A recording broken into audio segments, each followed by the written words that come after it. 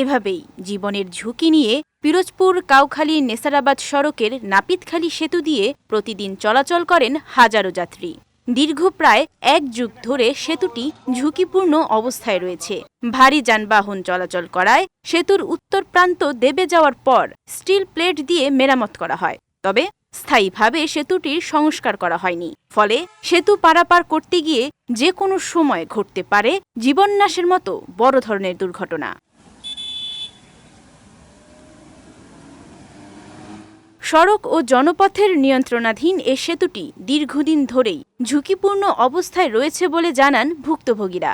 আমরা ব্রিজে চলাফেরা করি, খুব রিস্ক, ব্রিজটা ঝুঁকিপূর্ণ, 2 জায়গা দিয়ে ডাববে গেছে এবং এই ফার্ম দিয়ে বাস চলে, ট্রাক চলে, অনেক ঝুঁকিপূর্ণ, আমাদের অনেক রিস্ক হয়ে যায়।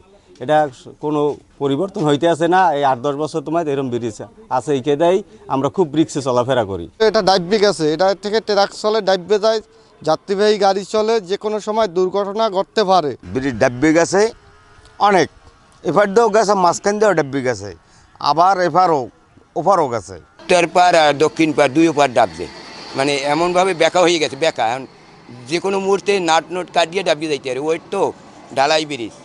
তবে দ্রুত সময়ের মধ্যে সেতুটির পুনর্নির্মাণ কাজ শুরু হবে বলে জানিয়েছেন সড়ক বিভাগের এ কর্মকর্তা।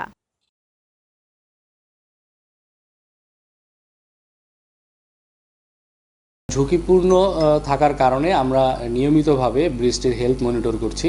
আমাদের এই ব্রিজ মেনটেন্যান্সের মাধ্যমে এটাকে সচল রাখা হয়েছে।